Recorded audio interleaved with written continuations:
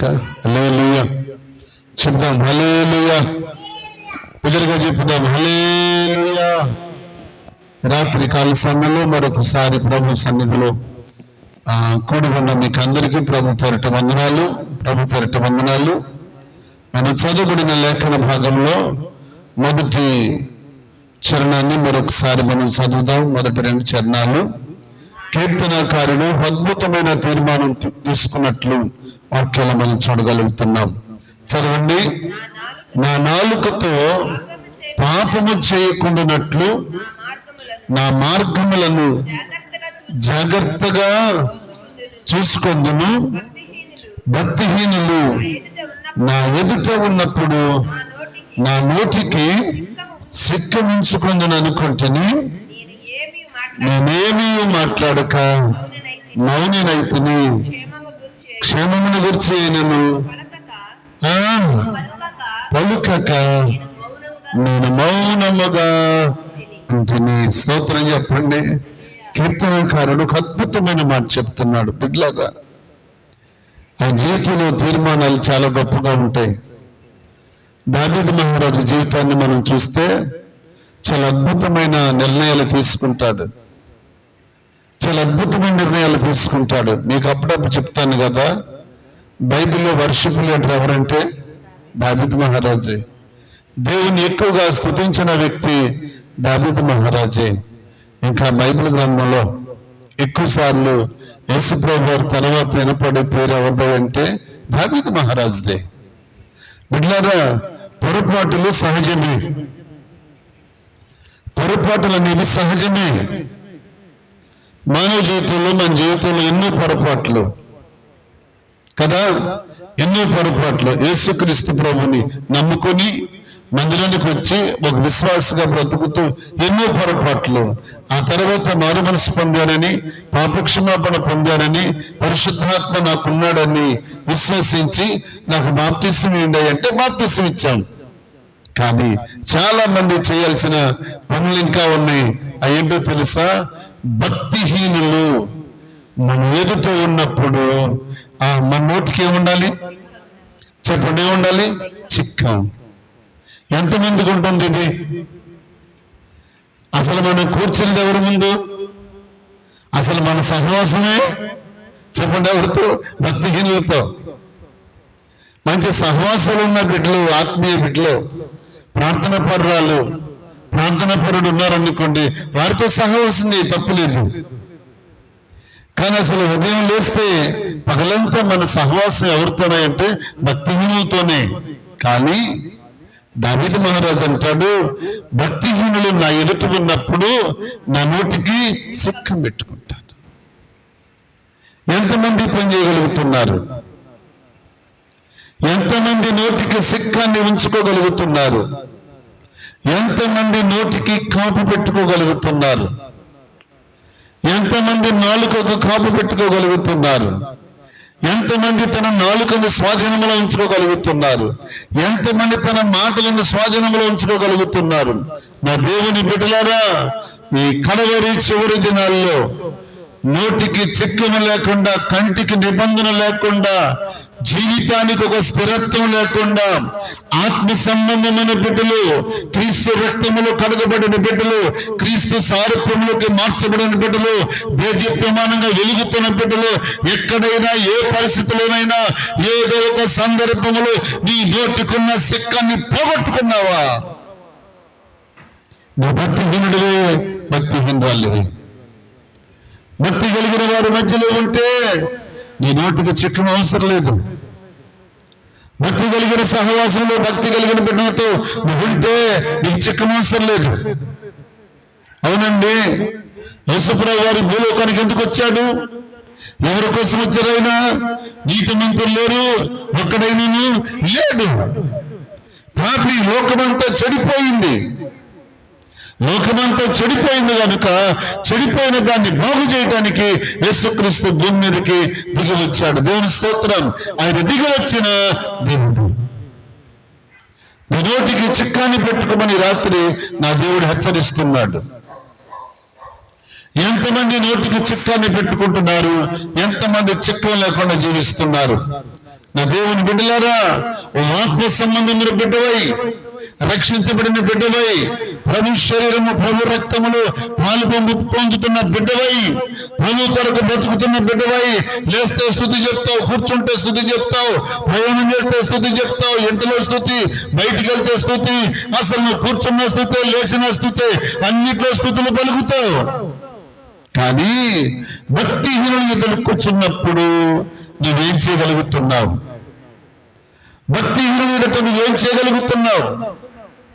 నిజమే, కూర్చున్నప్పుడు స్తోత్రం చెప్తావు, లేచినప్పుడు స్తోత్రం చెప్తావు, ఏదన్నా చిన్న దెబ్బ తగలను తప్పించబడితే స్తోత్రం చెప్తావు, అన్ని బాగానే ఉంటాయి.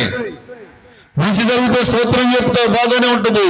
కానీ బిడ్డలారా, నువ్వు ఎవరి మధ్యలో కూర్చున్నావో నీవు చాలా జాగ్రత్తగా చూసుకోవాలి. యోబు భక్తుడు అంటాడు 31వ అధ్యాయంలో, నా కంటితో నేను నిబంధన చేసుకున్నాను. ఎందుకు చేసుకున్నాడు? చూస్తారన్నమాట, అద్భుతమైన మాట యోబు మాట్లాడుతుంటాడు. చూడండి ఏమన్నారు, నేను నా కన్నులతో నిబంధన చేసుకుంటుంది, కన్యకును నేను ఎలాగో చూస్తున్నాను. కంటితో ఏం చేసుకున్నాడంట? నిబంధన. కీర్తనకారుడైన దావీదు మహారాజు ఏం చేసుకున్నాడు చెప్పండి? నోటికి చిక్కాన్ని పెట్టుకున్నాడు. ఈ రాత్రి దేవుని బిడ్డలైన ప్రతి ఒక్కరికి ఉండవలసినవి ఆయుధాలు ఇవే, ఉండవలసినవే. నువ్వు భక్తిహీనుడు కూర్చున్నప్పుడు నీ నోటికి చిక్క ఉందా లేదా? ఉండాలి. వాళ్ళు అపవిత్రమైన మాటలు మాట్లాడతారు, అపవిత్రమైన మాటలు పలుకుతారు, అపవిత్రమైన మాటలు చెప్తారు, అపవిత్రమైనవి వాళ్ళ నోట వస్తాయి, మంచి మాటలు వాళ్ళ నోట రావు. ఎందుకో తెలుసా? వాళ్ళెవరో భక్తిహీనులు. రెండవది బుద్ధిహీనులు. భక్తిహీనులు బుద్ధిహీనుల నోట శుభవచనాలు రావు, మంచి మాటలు పలకరాళ్ళు. వాళ్ళ నోట వసించే ప్రతి మాట కూడా చెప్పనేంటది దుర్వార్తలే, చెడ్డ వార్తలే, చెడ్డ మాటలే, రకరకాల మాటల చేత మాట్లాడుతూ ఉంటే మాట్లాడగా మాట్లాడగా ఎనగా ఎనగా ఎనగా భక్తి కలిగిన బిడ్డలకు కూడా ఆ మాటలు ఎలాగుంటాయి చెప్పడం? ఎలాగుంటాయి? ఆనందంగా ఉంటాయి. ఒకప్పుడు ఆ మాటలు మాట్లాడిన బిడ్డలే మానేశారు, వాటిని విడిచిపెట్టారు, వాటిని అసహించుకున్నారు. వీటితో నాకు సంబంధం లేదనుకున్నారు. ప్రభువు నమ్ముకున్నారు, రక్తంలో కడగబడ్డారు, ఆయన సారిపునికి మార్చబడ్డారు. వారి నోటికి చిక్కముంది, కంటికి నిబంధన ఉంది, చేతులకు సంఖ్యలు ఉన్నాయి, కాళ్ళకు బేడులు ఉన్నాయి. ఎక్కడ కదిలే పనులేదు. ఆత్మ సంబంధం మరి బిడ్డలు ప్రభు కొరకు జీవిస్తున్నారు. యోబు భక్తుడు అంటాడు, నా చుట్టూ నేను చెప్పండి ఏంటంట విరిగిస్తున్నాను, హద్దు మీరు మాట్లాడను, హద్దు మీరు వెళ్ళను. అయ్యా నీకు ఆయాసకరంగా నేను ఉండలేను, నేను దుఃఖ పెట్టనయ్యా. బిడ్డలారా, ఈ కడవరి కాలములు ఆత్మ సంబంధమైన బిడ్డలుగా బ్రతుకుతున్నామంటే, అపోస్తలుల సహవాసంలో బ్రతుకుతున్నామంటే నీ నోటికి నిబంధన కావాలి, నీ కంటికి తీర్మానం కావాలి, నీ నోటికి చిక్కం కావాలి. నువ్వు దేనితో ప్రమాణం చేసుకున్నావో, దేనితో ప్రమాణం చేసుకున్నావు? దావీదు అంటాడు 119వ కీర్తనలో, నేను పాపము చేయకుండానట్లు నా హృదయములో నీ వాక్యమును ఉంచుకున్నాను. ఏం చేశాడు చెప్పండి? ఏం చేశాడు? పాపము చేయకుండా ఉండాలంటే నీ ఎదుట నేను పాపము చేయకుండానట్లు నా హృదయములో నీ వాక్యమును ఉంచుకున్నాను. స్తోత్రం చెప్పండి. ఒకప్పుడు హృదయంలో వాక్యము లేదా? దావీదు మహారాజు కాలు జారినప్పుడు హృదయంలో వాక్యము లేదా? ఉందా లేదా? తొందరపాటు నిర్ణయాలు. బిడ్డలారా, పాపం ప్రతి మనిషిని కూడా ఫస్ట్ టైం ఉంటుంది. ఏదైనా చేయటానికి ఫస్ట్ టైం పర్వాలేదు. తాగేవాడిని ఫస్ట్ టైం ఏ వదలు తాగంటాడు, తిరిగేవాడిని ఫస్ట్ టైం ఏ కర్రలు తిరగొచ్చు అంటారు. ఏది చేసేవాళ్ళని ఫస్ట్ టైం ఏం పర్వాలేదు, ఒక్కసారి కానీ బిడ్లారా. మందు తాగేవాడు మందు టేస్ట్ చూశాడా? పాపం చేసేవాడు పాపం టేస్ట్ చూశాడా? దుర్వ్యాపారం చేసేవాడు దుర్వ్యాపారం టేస్ట్ చూశాడా? దొంగ టేస్ట్ చూశాడా? మరలా వ్యక్తి మర్చిపోవడం చాలా కష్టం బిడ్డలారా. పాపం ఏంటో తెలియకుండా, అక్రమం ఏంటో తెలియకుండా, అన్యాయం ఏంటో తెలియకుండా జీవిస్తున్న బిడ్డలు అనేకలు ఉన్నారు. దేవుని కొరకు బ్రతుకుతున్న బిడ్డలు ఉన్నారు. కానీ నీ జీవితం ఎలాగుంటుంది? ఈ రాత్రి సరి చేసుకో. ఒకవేళ ఏదైనా తొందరపాటు, ఏదైనా దావీదు మహారాజు అంటాడు, నేను తొందరపడిన వాడనై ఇది జంట కాలు. ఉన్నారు కొన్నిసార్లు తొందరపడి చాలా భద్రంగా ఉండాలని, చాలా నీతిగా నియమం కలిగి, చాలా విశ్వాసంతో, నేను చాలా భక్తి కలిగి, నా కుటుంబంలో కాదు, సంఘములు కాదు, సమాజములు కాదు, ఎక్కడ ఉన్నా నన్ను నేను కాపాడుకుంటూ అందరికంటే నా జీవితాన్ని భద్రంగా కాపాడుకోవాలని చాలా విశ్వాసం కలిగి ఉంటాం. కానీ వాడు ఏం చేస్తాడు తెలుసా? లోకపాపం చేయవసరం లేదు, సెల్ ఫోన్ తీసుకోమంటాడు. పిల్లల్ని మనం పెట్టుకొని ఇస్తాం కదా, అలా టీవీ పెట్టుకుంటారో సెల్ ఫోన్ ఆన్ చేసుకుంటారో మనకేమీ తెలియదు. సెల్ ఫోన్ ఆన్ చేసుకుంటే సెల్ ఫోన్లు ఏమవుతాయో మనకు తెలియని కూడా వాళ్ళకి తెలుస్తాయి. పిల్లరా, పిల్లలు యవ్వన కాలంలో దారి తప్పాలన్నా, పాపములు పడాలన్నా, పరిస్థితులు మారాలన్నా, వాళ్ళ ఆలోచనలు మారాలన్నా, వాళ్ళ స్వభావం మారాలన్నా కేవలం ఓ తల్లిగా తండ్రిగా మన వాళ్ళ చేతికి సెల్ ఫోన్ ఇవ్వటమే. యవ్వన కాలంలో ఉన్న బిడ్డలు వాళ్ళ స్వభావాలు చాలా ఈజీగా మారిపోతాయి. టీనేజ్ వయసులో ఉన్న వాళ్ళు కనుక అందులో ఉన్న చూసేవి, అందులో వచ్చేవి అనేక రకాలు కొన్నిసార్లు మా కంటికి ఇంపైన వచ్చినప్పుడు అక్కడ ఆగు అంటది. అక్కడ ఆగి ఒకసారి చూస్తే ఊరుకోదది, మళ్ళా రెండోసారి బ్యాక్ ఆఫ్ ఫ్రంట్ నడువంటుంది. అలాగ నడిచి దాన్ని చూసి వాళ్ళ ఆలోచనలు చెడిపోతాయి, వాళ్ళ మనసులు భావాలు కలుగుతాయి, వాళ్ళ మనసులో ఆశలు కలుగుతాయి. బిడ్డలారా, దేవుని మీద ఉన్న ఆశ తొలగిపోతుంది, దురాశ వాళ్ళ మనసులోకి వస్తుంది.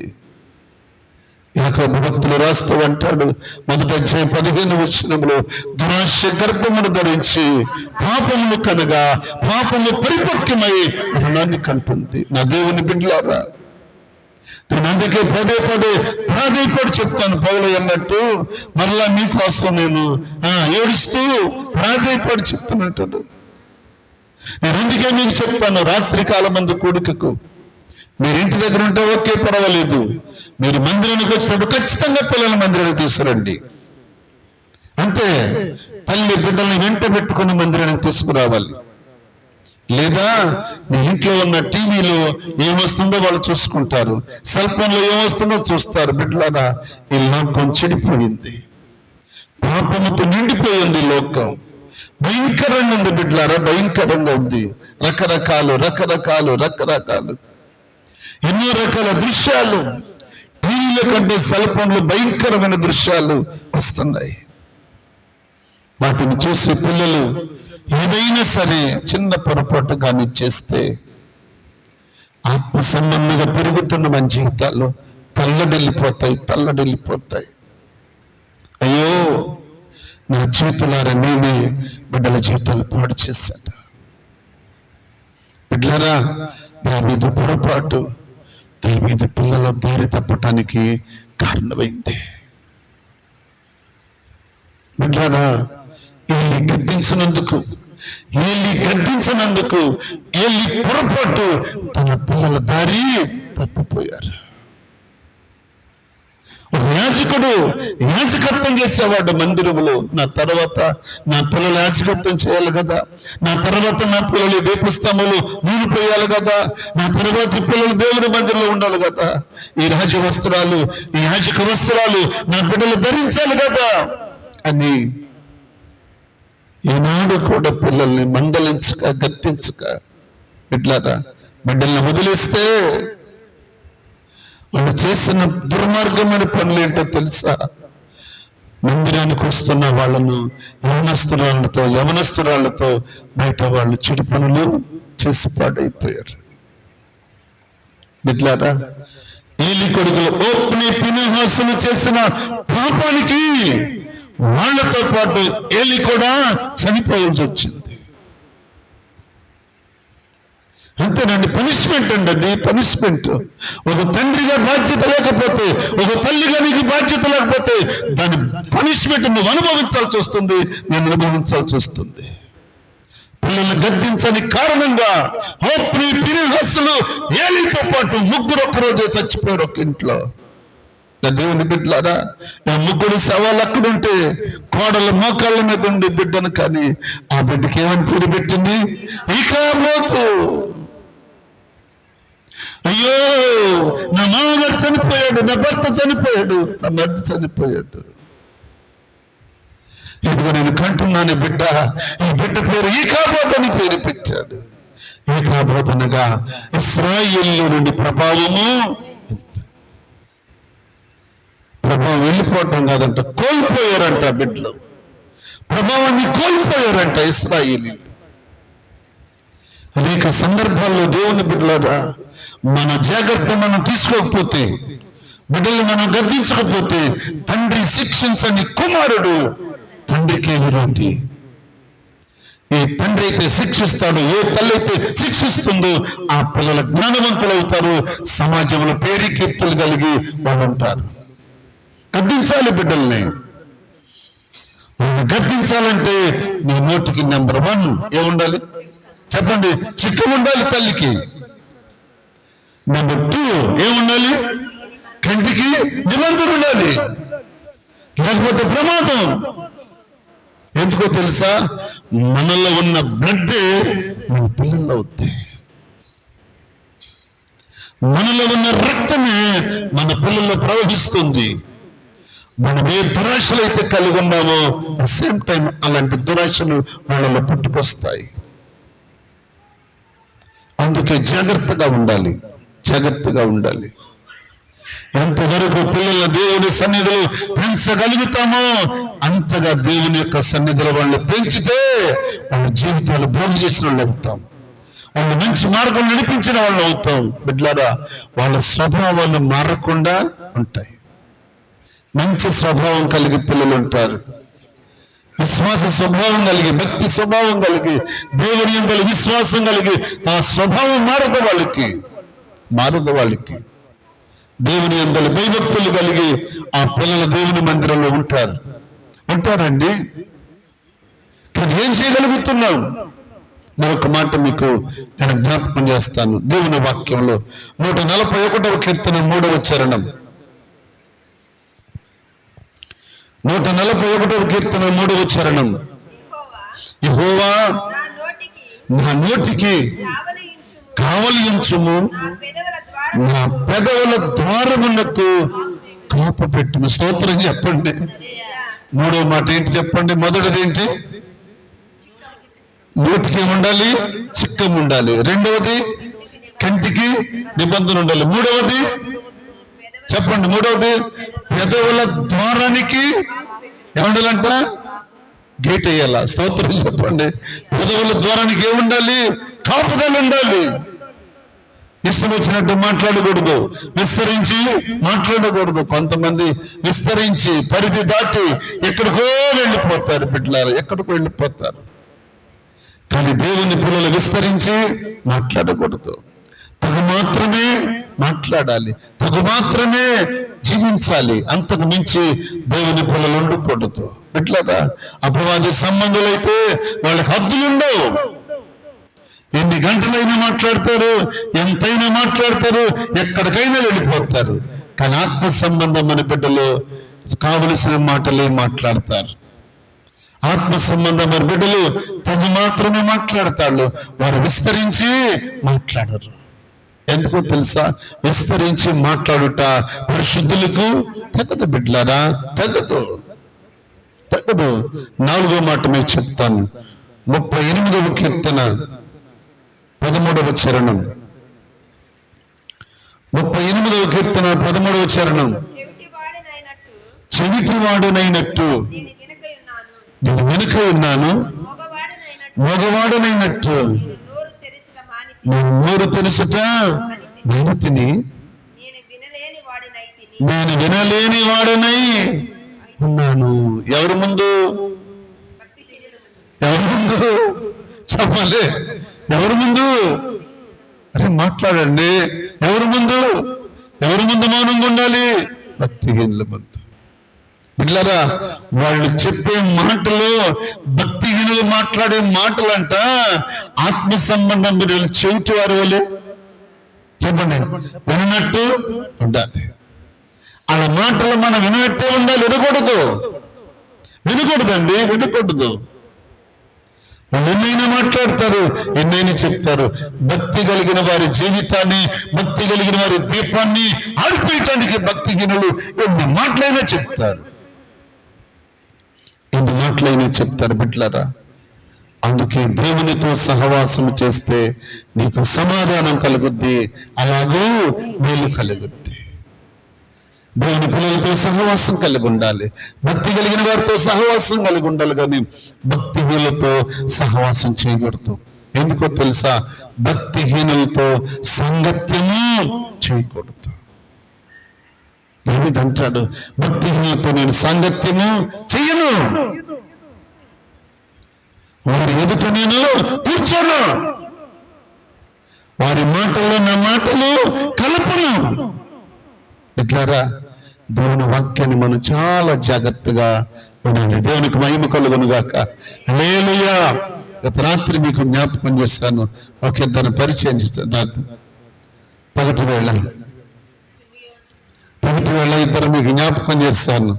మొదటైన ఎవరు? సిమియోను. రెండో అయిన స్తెఫను.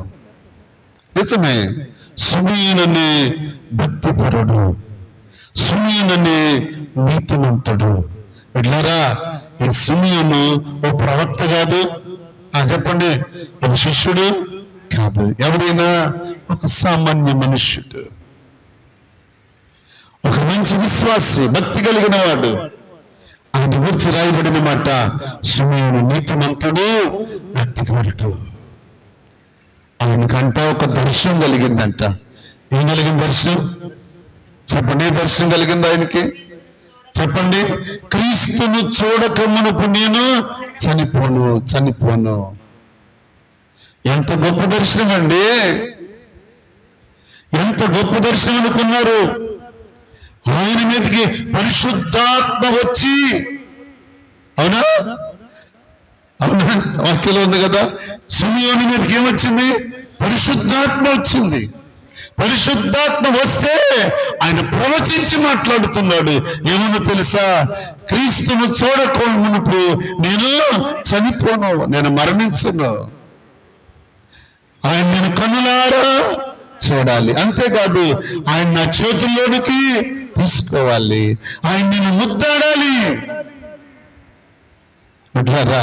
ఎన్ని సంవత్సరాలైనా సరే నా ప్రభువుని నేను కళ్ళారా చూడాలి, చేతుల్లోనికి తీసుకోవాలి. ఎంత దర్శనం అండి అది! పరిశుద్ధాత్మ ఆయన మీదకి వస్తే ఆ గొప్ప దర్శనాన్ని చెప్పగలిగాడు. పిట్లారా, సంఘానికి కావలసిందిదే. నీతిమంతుల కుటుంబంగా, నీతిమంతులుగా మనం జీవిస్తున్నాము అంటే మన ఎదుట ఎవరున్నారు, ఎవరి మధ్యలో మనం ఉన్నామో తెలుసుకోవాలి. మరొక మాట మీకు చెప్తాను. దేవుని వాక్య భాగంలో మరొక మాట మీకు చెప్పి నేను ముగిస్తాను. పరిశుద్ధ గ్రంథంలో రాయబడిన ఒక అద్భుతమైన మాట ఏంటంటే, ఆ మాట మరొకసారి నేను మీకు జ్ఞాపకం చేసి నేను ముగిస్తాను. యోబు భక్తుడు ఒక అద్భుతమైన మాట ఏమన్నాడు, మరలా దాన్ని మీకు రిపీట్ చేస్తాను. యోబు గ్రంథం 31వ అధ్యాయంలో యోబు భక్తుడు ఏమన్నారో అది ఒకసారి మీకు రిపీట్ చేసి నేను ముగిస్తాను.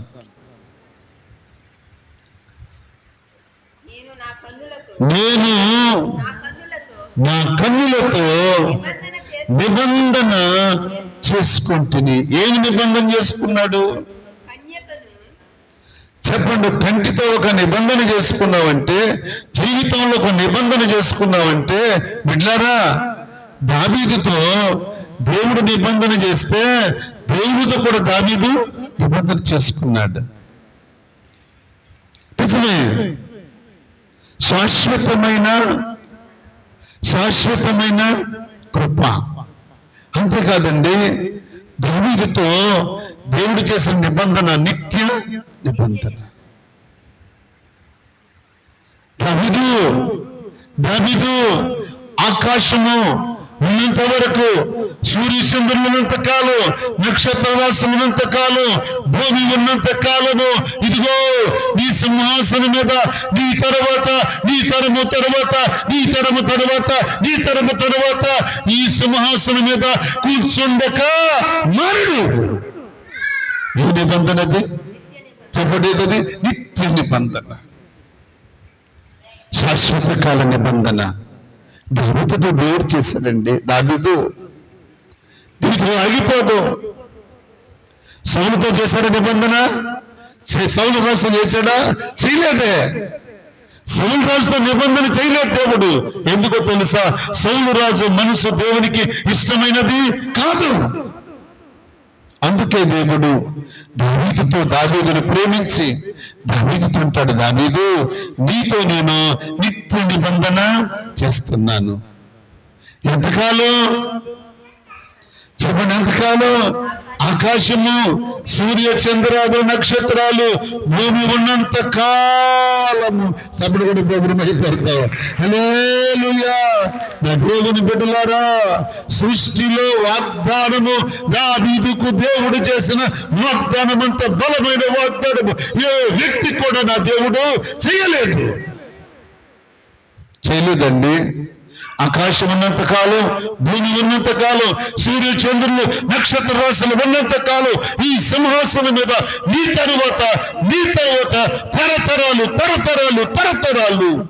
ఈ సింహాసనం మీద నీ బిడ్డలు కూర్చుంటారు అని నిత్య నిబంధన చేశాడు. ఎంత ప్రేమండి దావీదంటే దేవునికి. కారణం ఏంటంటే, దావీదు ఎందుకు దేవునికి ఇష్టడయ్యాడు అంటే, దావీదు దేవుని చిత్తాన్ని నెరవేర్చాడు, దేవుని ఇష్టాన్ని నెరవేర్చాడు.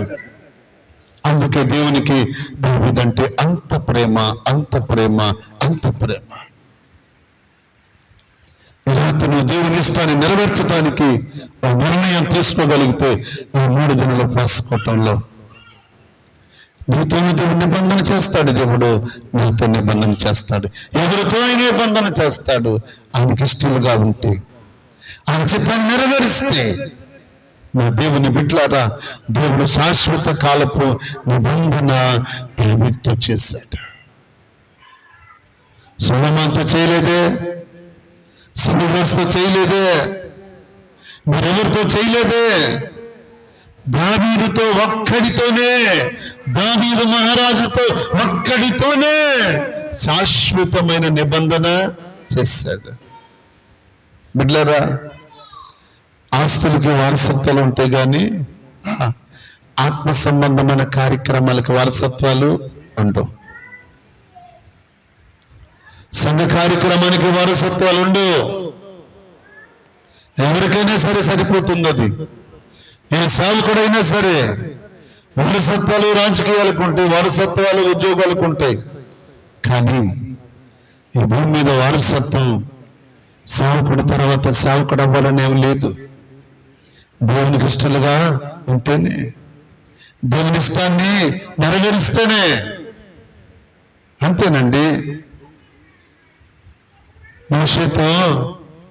మోషే నీ కొడుకులు 2 ఉన్నారుగా, ఎవరు 2? అమ్మా, మోషే గారి పిల్లల పేరేంటి? మోషే గారి పిల్లల పేరేంటండి? ఏ పేర్లు? మోషే గారి కొడుకుల పేర్లు ఏంటి చెప్తారా? చెప్పంటారా? మోషే గారి కొడుకుల పేర్లు ఏంటి? అమ్మా గెర్షోము ఎలియాజరు, అవును కదా, గెర్షోము ఎలియాజరు వాళ్ళిద్దరూ సిప్పవరాక పుట్టిన పిల్లలు. గెర్షోము ఎలియాజరు. ఎలియాజరు నిలబెట్టి, ఎలియాజరు మంచోడేగా అమ్మా, ఎలియాజరు అన్న చెడ్డోడా కాదే. ఎలియాజరు తీసుకొచ్చి నిలబెట్టి, అయ్యా ఎలుగునైనా సరిపోతాడు ఎలియాజరు అని దేవుడితో మోషే అన్నాడా? అనలేదండి, అనలేదు దేవుడితో. అయ్యా వృద్ధాప్యానికి వచ్చినప్పుడు మోషే దేవుని సన్నిధిలో అంటాడు, అయ్యా ఈ ప్రజలకు ఒక మంచి నాయకుడను ఏర్పాటు చేయి, ఈ ప్రజలు నడిపించడానికి ఓ మంచి నాయకుడిని ఏర్పాటు చేసుకయ్యా. ఇట్లారా మోషే నా కొడుకులు చెయ్యయ్యా అని ప్రార్థన చేయి. దేవునికి ఇష్టం అవ్వాలండి, ఇష్టం అవ్వాలి. ఎవరైనా కావచ్చు, నేనైనా కావచ్చు, ఎవరైనా ఏ సావుకుడైనంతే దేవుని యందు విశ్వాసం కలిగి భక్తి కలిగి ఆయన పాదాల చెంత సమర్పణ కలిగిన బిడ్డలుగా సమర్పణ జీవితం కలిగి ఉంటే ఆయన యాక్సెప్ట్ చేస్తాడు, ఇష్టపడతాడు దేవుడు. లేకపోతే ఇష్టపడడు. బలవంతాన్ని తీసుకొచ్చి కూర్చోబెడితే వాళ్ళ ఆశలు వేరుగా ఉంటాయి, ఆలోచనలు వేరుగా ఉంటాయి. కానీ ఇక్కడ ఆశలు ఉండవండి. మోషే ఎంత బాధపడ్డాడో తెలుసా? మోషే తన జీవితం అంతా ప్రజల కొరకు దారిపోసిన మోషే. ఎందుకంటే యాజక ధర్మం వేరు, నాయకత్వం వేరు, శిష్యులకు వేరు. ఇది కొత్త నిబంధన, శిష్యులకు వేరండి. కానీ పాత నిబంధనలో నాయకత్వం వేరు, యాజకత్వం వేరు. అహరోను పిల్లలు వాళ్ళు ఏం ధరించారు చెప్పండి? యాజక వస్త్రాలు ధరించారండి. అహరోను పిల్లలు యాజక వస్త్రాలు ధరించారు. కానీ మోషే పిల్లలు నాయకత్వానికి నిలబడటానికి కుదరలే. బిడ్డలారా, నమ్మకస్తుడు మోషే ఆ సంగతి నేను చూసుకుంటానన్నాడు దేవుడు. అంతే. ఒక నిబంధన దేవుడు నీతో నాతో చేయాలి అంటే మనమైనా మన పిల్లలైనా సరే దేవుని చిత్తమును నెరవేర్చేవారుగా ఉంటేనే తప్ప, లేకపోతే పనికిరారు. ఒకవేళ బలంతోన వాళ్ళని కూర్చోబెట్టినా వాళ్ళు దానికి అర్హులు కాదు. దేవుని సన్నిధిలో యాజకత్వం చేయాలంటే, దేవుని సన్నిధిలో పరిచర్య చేయాలంటే వాళ్ళు పరిచర్య ధర్మము కలిగి ఉండాలి, వాక్యానుసారమైన మనసు కలిగి ఉండాలి. అలాంటి స్థితి లేకపోతే ఎవరు పనికిరారు. బిడ్డలారా, ఎప్పుడైనా సరే మన జీవితంలో మన ఒక సమర్పణ కలిగిన బిడ్డలుగా బ్రతుకుతున్నప్పుడు ఆటోమేటిక్ మన పిల్లలు కూడా సమర్పణ కలిగిన బిడ్డలుగా పెంచాలి. దేవుని స్తోత్రం. వాళ్ళని పెంచాలి. పెంచకపోతే ఆ నష్టం ఎవరు అనుభవించాలి చెప్పండి? మనం అనుభవించాలి. దాని పర్యాసనం మనం అనుభవించాలండి. పిల్లల దేవుని సన్నిధిలో పెంచనందుకు, భయభక్తుల్లో పెంచనందుకు, భక్తిహీనుల మధ్యలో వాళ్ళు పెరిగినందుకు, దేవుని పిల్లలుగా వాళ్ళు ఉండనందుకు దాని పర్యాసనం మనం అనుభవించాలి. అందుకే నేను ఎప్పుడు చెప్తాను, మందిరానికి వచ్చేటప్పుడు ఖచ్చితంగా పిల్లల్ని వెంట తీసుకురండి. హోంవర్క్ చేయలేదా? అవసరమైతే ప్రార్థన అయ్యాక తీసుకెళ్ళి 1 గంట కూర్చోబెట్టి చేయించే హోంవర్క్ తప్పలేదు. సాయంకాలం 4:30 కల్లా స్కూల్ నుంచి ఇట్టుకొస్తారు కదా, రాత్రి హోంవర్క్ చేయించండి. 8:30, 9 వస్తున్నారు మందిరానికి, పోనీ అప్పుడే తీసుకురండి, తప్పేముంది? ఏంటి పరిస్థితి? టైం లేదని వాళ్ళు రాగానే, స్కూల్ నుంచి రాగానే వాళ్ళు స్నానం చేయరు, పుస్తకాలు ముందేసుకోరు, హోంవర్క్ చేయరు. వాళ్ళు రావటం, కాసేపు ఆడుకోవటం, కాసేపు అటు ఇటు కూర్చోవటం, కాసేపు ముచ్చట్లాడటం.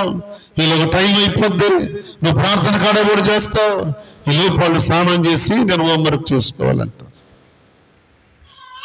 తప్పెవరిది? ఓ తల్లిగా నీదే తప్పు, దాని బాధ్యత నువ్వు అనుభవించాలి. చదువులందరూ చదువుతారండి, కానీ దేవుని సన్నిధికి మించినది లేదు. సమయం ఉంది కనుక వాళ్ళు ఎక్కడ దూరం ఉన్నారనుకోండి, కాలేజీలో హాస్టల్లో ఉన్నారనుకోండి, మనం చేసేదేమీ లేదు. కానీ ఇంటి దగ్గర ఉన్నప్పుడు పిల్లల్ని ఇంటి దగ్గర ఉంచటం చాలా ప్రమాదం. సావుకుడుగా చెప్తున్నాను, ప్రేమతో చెప్తున్నాను, వాళ్ళని ఇంటి దగ్గర విడిచిపెట్టి మందిరానికి రాకండి, వాళ్ళని తీసుకుని రండి. ఎందుకో తెలుసా? వాళ్ళని దేవుని యందు పెంచిన వారు అవుతారు. దేవునికి స్తోత్రం. లేకపోతే వాళ్ళ జీవితాలు పాడైపోతాయి. కనుక బిడ్డలారా, రాత్రికాల సమయంలో మన జీవితంలో మీకు 4 మాటలు చెప్పాను. ఒకటి, నెంబర్ 1, భక్తిహీనత ఉన్నప్పుడు నోటికి చిక్కమ్మ. రెండవది, కన్నికరం నేను నా కళ్ళతో ఎలాగ చూడండి, నిబంధన చేసుకుంటాను. మూడవది, పెదవుల ద్వారమునకు కాపు పెట్టుకుంటాను. నాలుగవది,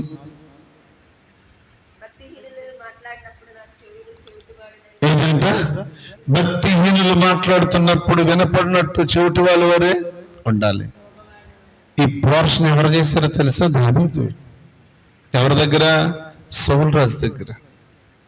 వినపడినట్టు పిచ్చివాళ్ళగా చూడండి, సొల్లు గార్చుకున్నట్లు, గోళ్ళ గీరుతూ, అమాయకుల్లాగా, పిచ్చివాళ్ళలాగా దావీదు ఏం చేశాడు? నటించాడు. ఎందుకో తెలుసా? జ్ఞానం కలిగిన వాడు శత్రువు చేతుల నుంచి తప్పించుకోవాలంటే చాలా మాస్టర్ ప్లాన్ వేయాలి. అలాంటి జ్ఞానం కలిగిన వాడు దావీదు మహారాజు. రాత్రి కాలం ముందు బిడ్డలారా, వాక్యాన్ని చాలా జాగ్రత్తగా ఉండాలి. మీరు వాక్యానుసారంగా మనం ఉండాలి, వాక్యానుసారంగా మనం బ్రతకాలి, వాక్యానుసారంగా మన పిల్లలను పెంచాలి. వాళ్ళు పెద్దవారైనప్పుడు దీని నుండి తొలగిపోరు. ఏలి కొడుకులు పాడైపోవడానికి ఎవరు కారణం? ఏలి. కాబట్టి రాత్రి మన పిల్లలు పాడుకోమనిపోయి, మన పిల్లలు క్రీస్తు యేసు రక్తములో కడగబడి, ఆయన సారూప్యానికి మార్చబడి, ఆయన కుమారులుగా, కుమార్తెలుగా, ముద్ర వేయబడిన బిడ్డలుగా భక్తులు పెరిగితే ఆయన ప్రక్కన కూర్చుంటానికి అవకాశం. దేవునికి స్తోత్రం. హల్లెలూయా.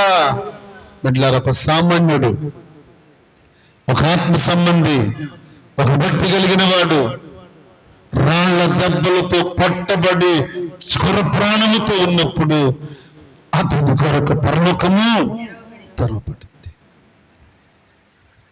రాళ్ల దెబ్బలతో కొర ప్రాణముతో ఉన్నప్పుడు కన్నులెత్తి చూడగా పరలోకం, ఆకాశము తెరవబడింది.